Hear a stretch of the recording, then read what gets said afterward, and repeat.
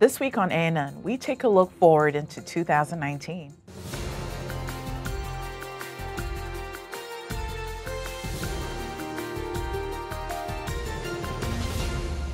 Thank you so much for joining us this week.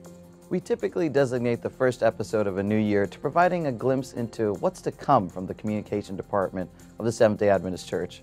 We also take this time to highlight other ministries and church initiatives as well. We hope you'll save these dates, visit referenced websites, and make plans for the exciting projects in store for 2019. But before we get started on what's coming up, let's take a look on what the communication department has been up to in 2018.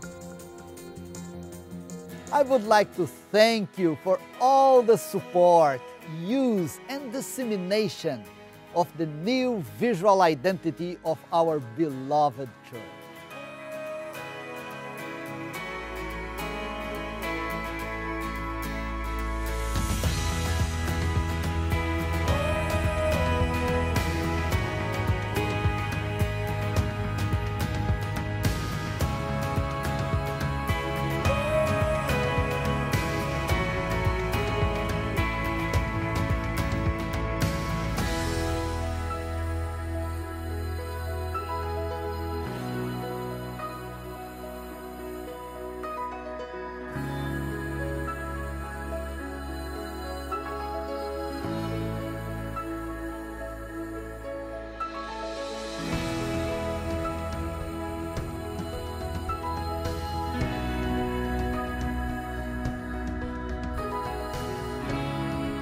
It is so wonderful to look at our church more and more united visually worldwide.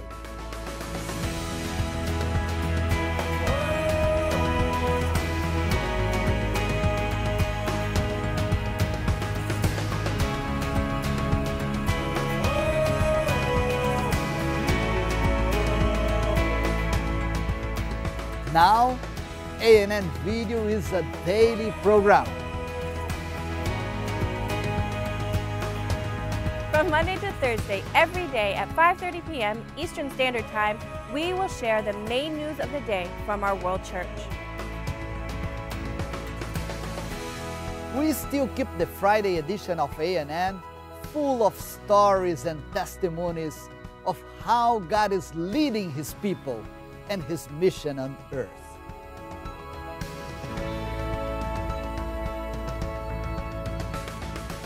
We thank God because we hit the mark of more than 500,000 followers on Facebook.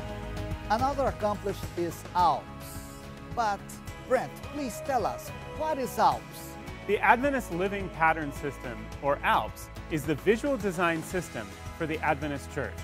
This year, we released the latest version with beautiful new templates that include support for the updated church logo, the new brand fonts, and the 7-column creation grid.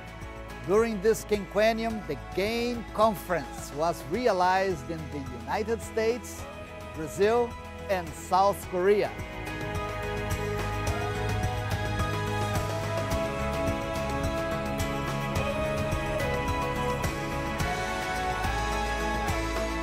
Next year, the GAIN Conference will be in Jordan in partnership with ADRA, the Adventist Development and Relief Agency.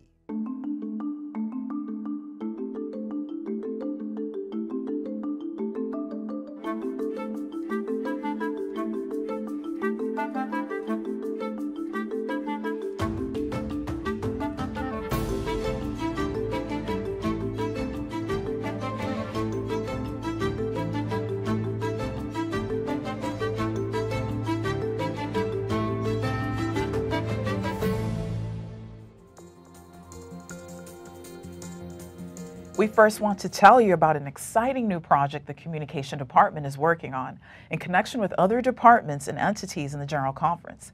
Very soon, you will see a new Adventist.org. The new Adventist.org will be more than just a website. It will be a cornerstone page to find Bible studies, information about the Adventist Church, news, and other entities within the Adventist ecosystem.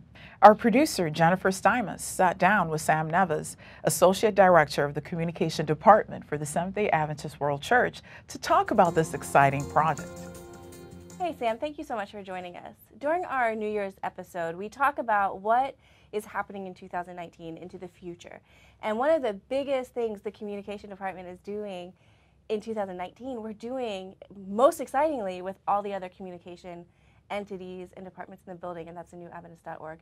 Can you tell us a little bit about this? Yes, so the previous Adventist.org, when the last redesign was done by Garrett Caldwell, my predecessor.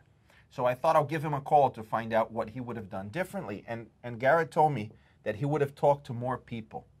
So I understood that to be Adventist.org is not just communications. Yes, we manage it, but it belongs to the whole church. So let's involve all the other communicators in redesigning and repurposing Adventist.org to truly be the home of the Adventist church in that sense. So we gathered for a week. From 9 in the morning to 5 in the evening, from Monday to Thursday. It was very intense, about 15 of us. And we started the process of imagining what Adventist.org could be. And we now have the infrastructure to create this new website. And hopefully by August, September, it will be published. What can people expect to see when they go to the newadventist.org? What will be different about this new website? A few things will be different. The first is that we are now going to deliver on our promise. So our votive promise for Adventist.org is we can help you understand the Bible to find freedom, healing, and hope in Jesus. So notice that this is not based on the church. Generally, we present the church as, well, let me tell you about our heritage. Let me tell you about how we are the remnant church of God and so on. And it doesn't matter how true those things may be. They're very arrogant if that's how you present yourself all the time. So we're going to actually take the focus away from the church and put it on the individual who is accessing Adventist.org. What are their needs? What are the questions that they are searching for? And how we can help them, obviously, is through helping them to understand the Bible so they can find Jesus. And it's Jesus who brings them freedom, healing, and hope. So Adventist.org will be the home of that, of all of that.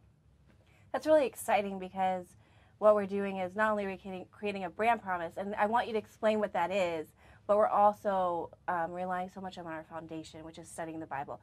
So for those who don't know, can you explain what a brand promise is? Sure. A brand promise is a short sentence that a brand could be a person or an organization or, typically those two. And it's how you can expect to interact with them. But it's very tricky to come up with a brand promise because every single touch point in your organization needs to deliver on that promise. So what does that mean?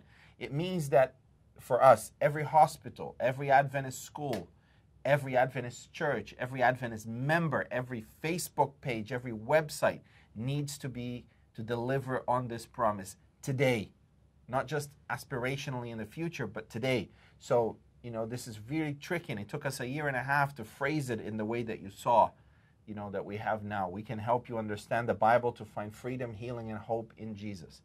Every one of those words matter, and we've changed it multiple times to reflect it so that this can be delivered across all the touch points. And this is why we're doing this together. A new word that we've been talking about is an ecosystem, an Adventist digital ecosystem, where Adventist Review and Hope Channel and AWR and publishing and Adventist.org, we all work together to lead people one step closer to making a decision to give their lives for Jesus and prepare for his second coming. That's it. Thank you, Sam, for joining us and talking about this exciting project. Our whole department, our whole communicators, all the communicators in the Adventist Church are excited about this. So thank you so much. Thank you. Through ADRA Connections, the Adventist Development and Relief Agency gives the opportunity for young people to get involved in ADRA projects around the world. In 2019, ADRA Connections will have several exciting trips available, with the next extreme trip happening in Peru in July. ADRA also started an ADRA Connection Scholarship for those students who want to go on a humanitarian trip but can't afford it. If you'd like to find out about ADRA Connections trips and how you can apply for the scholarship, you can visit adraconnections.org. Do you have sitting disease? I don't know. Do you sit all day? Yes. Are you known to your friends as a sitaholic? Yes. Do you sit all day at work, then get home and sit even more? I do. Data from the National Health and Nutrition Examination shows that more than half of people sit at least 6 hours a day. This sitting time has been linked to metabolic syndrome, type 2 diabetes, cardiovascular disease, and a whole slew of other problems. If you've been sitting for more than an hour, you've been sitting too long. We've got to get up. By cutting your sitting time in half, you can increase your life expectancy by up to 2 years. Find ways you can stand more during your day. Pace when walking on your phone. Have walk and talk meetings. Set an alarm to remind you to walk every hour. Stand up and start living longer today. We may look, pray, read, think, worship, sing, and share differently, but we all look forward to the Sabbath. And we all look forward to the future when Jesus will come again. With this message in mind, we arrived at a core component for a new identity system, the creation grid, a simple 7-column structure for layout. The grid is a reference both to the prophetic timeline as well as to the creation week that culminated in the 7th-day Sabbath. The first 6 columns of the grid belong to the designer. It can be filled with anything: text, images, illustrations, patterns, and logos. But the 7th column, the Sabbath column, does not belong to them. It is meant to be different and special. Regardless of what or where you are designing, you can always find information to help you communicate that we are all Seventh-day Adventists.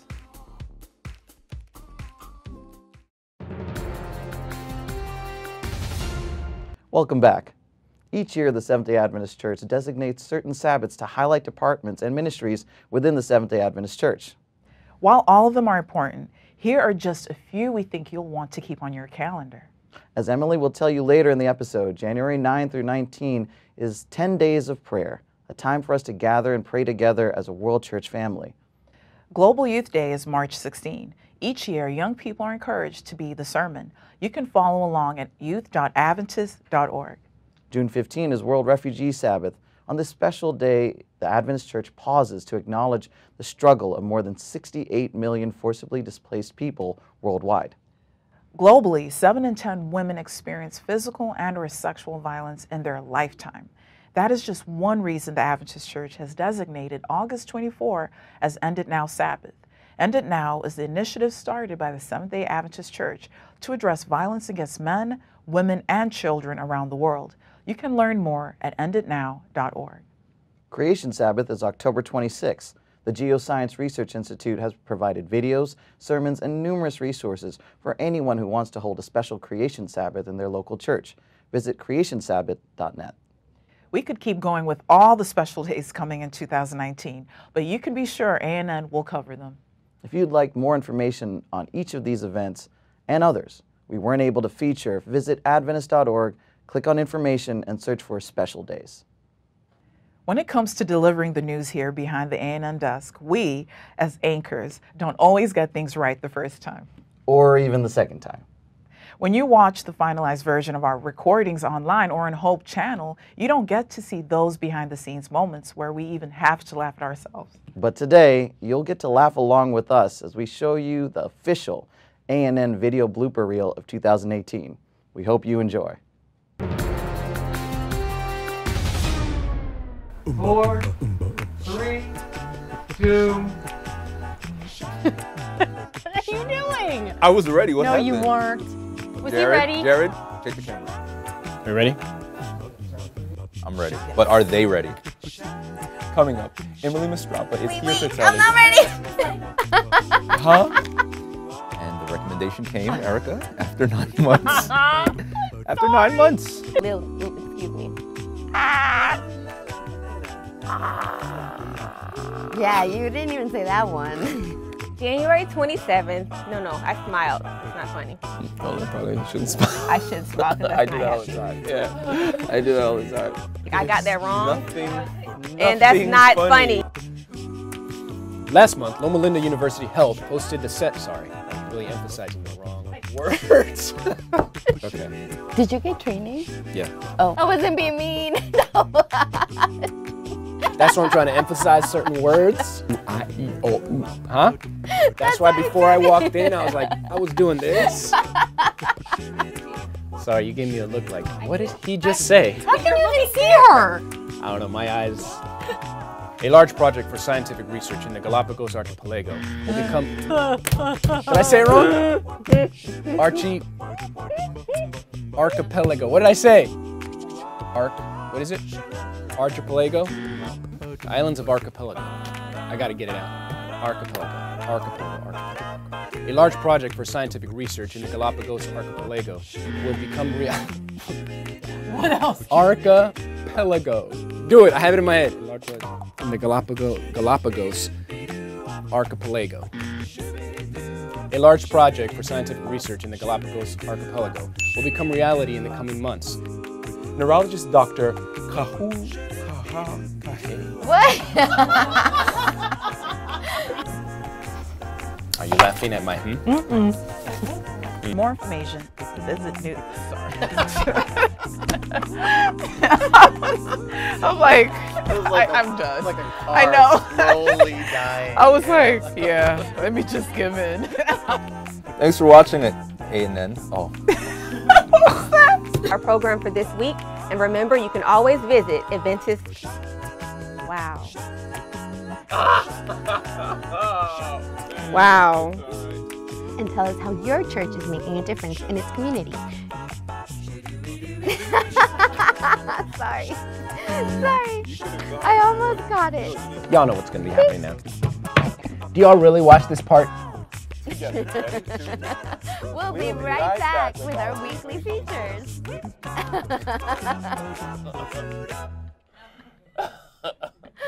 All right.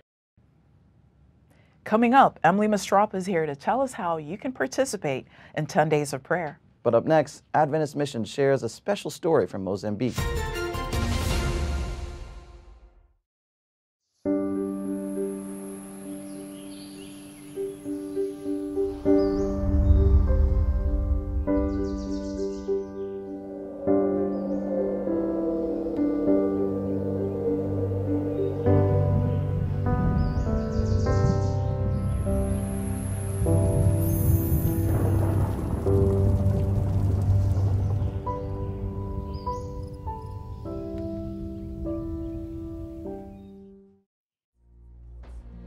It all started in a small upper room with humble, fervent prayer.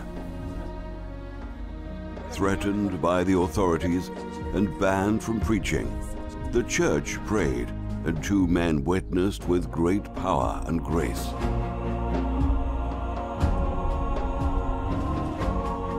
And people prayed everywhere in one accord, in repentance, with confession and humility. And the lives of people were changed. Two men started out on a missionary journey that would turn the world as they knew it upside down. And the message went out to the world beyond. Corporate prayer helped a prisoner escape. A king requested that his people fast and pray, and the enemy was defeated. A battle won without the need to fight.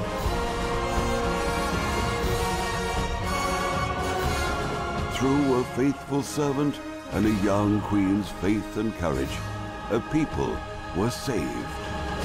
Stories in the Bible showing the power of united prayer.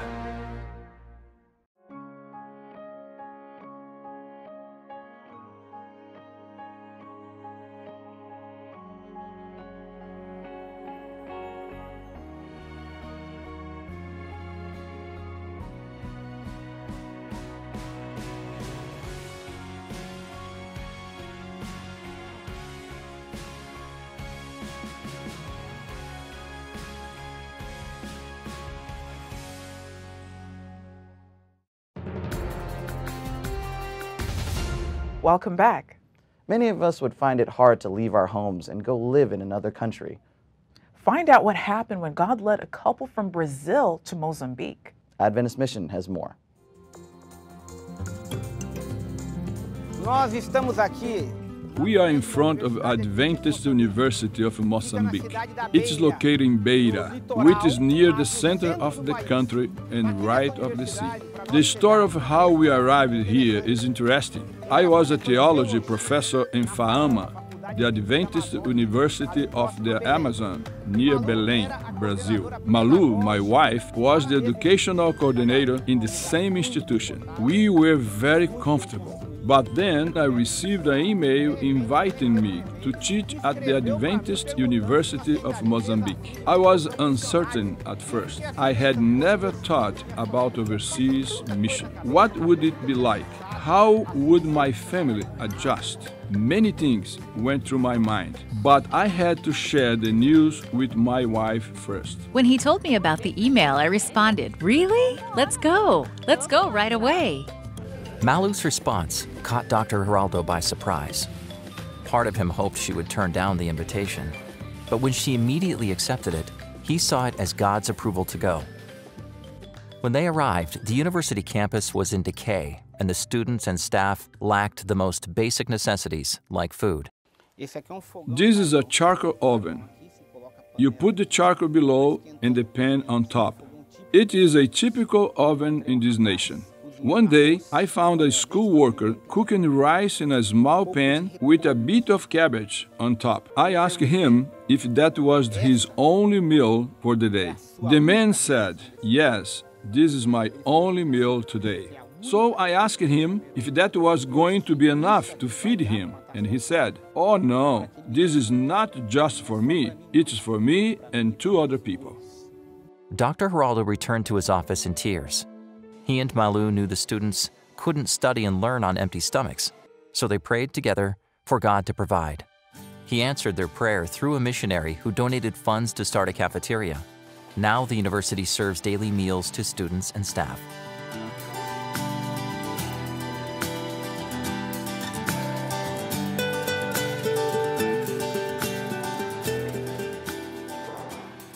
Many other positive changes are happening at the Adventist University of Mozambique. New school buildings and fields of study have been added, and the student body has doubled in 2 years. The campus church was dilapidated and the roof leaked when it rained, but now it has been renovated. A new library was built and books were donated, and the university has now received the highest level of accreditation in Mozambique. The faculty has also developed a mission institute to equip students for mission in action. After lunch on Sabbath, students come here to receive training.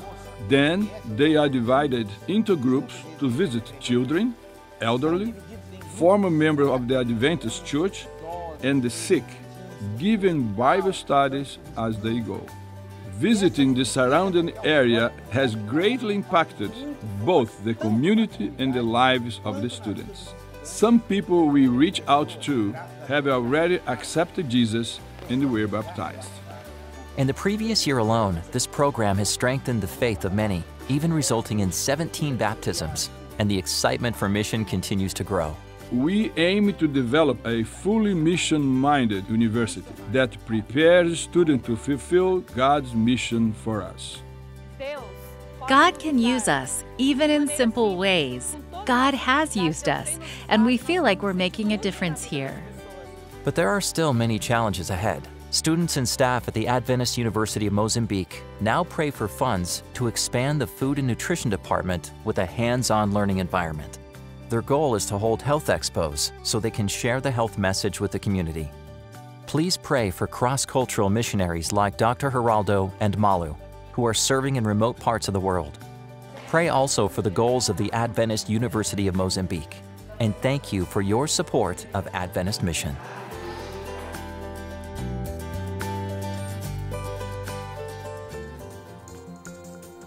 Watch this and other mission stories online by visiting AdventistMission.org. Then click on Videos at the top. As we reflect on the holiday season and what the Lord has done for us this year, it's a good time to start planning for the Adventist Church's 10 days of prayer. Emily Mastrop is here with us this week to talk about how your church can be involved in the time of corporate prayer. 10 Days of Prayer begins next week. These 10 days are a special time of united prayer. Starting on January 9, groups should meet daily in person or by phone for an hour of prayer. The 11th day, January 19, falls on the Sabbath. This Sabbath is a day to celebrate all that God has done in answer to United Prayer. The 10 Days of Prayer program began in 2006 and has been a powerful experience for many of our members. This year's theme is A Deeper Experience. During 10 Days of Prayer 2019, we will look at how to have a deeper, richer Christian experience. Find the daily study guides, promotional resources, and more at 10daysofprayer.org. You can also sign up to join the online United in Prayer community. Use the hashtag UIP20 to follow along and let people know what you're doing for 10 Days of Prayer. You can also share stories of how God has worked in your life through 10 Days of Prayer. Your stories will be an encouragement to others.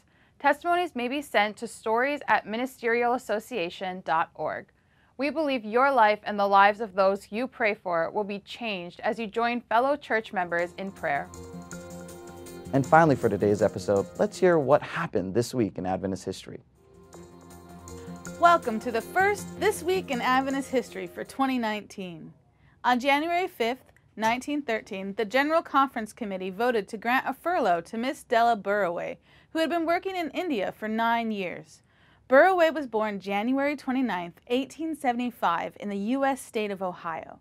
She finished studies at Mount Vernon Academy in 1903 and spent a year working in Cincinnati, Ohio with Doctors William and Ruth Miller. The three of them set sail in 1904 from New York City together, bound for India.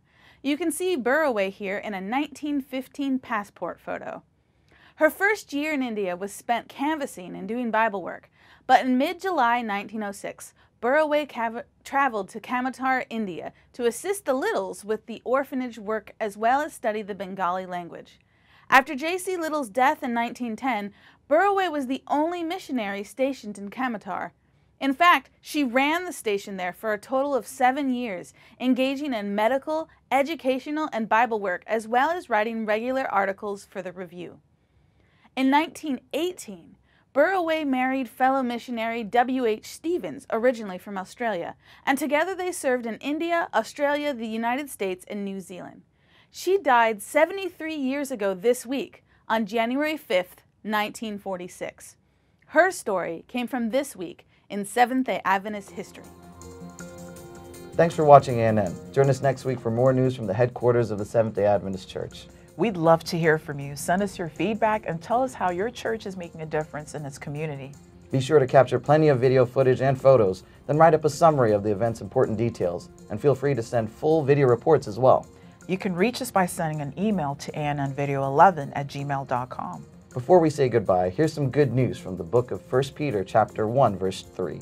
The passage says, "Blessed be the God and Father of our Lord Jesus Christ. According to his great mercy, he has caused us to be born again to a living hope through the resurrection of Jesus Christ from the dead."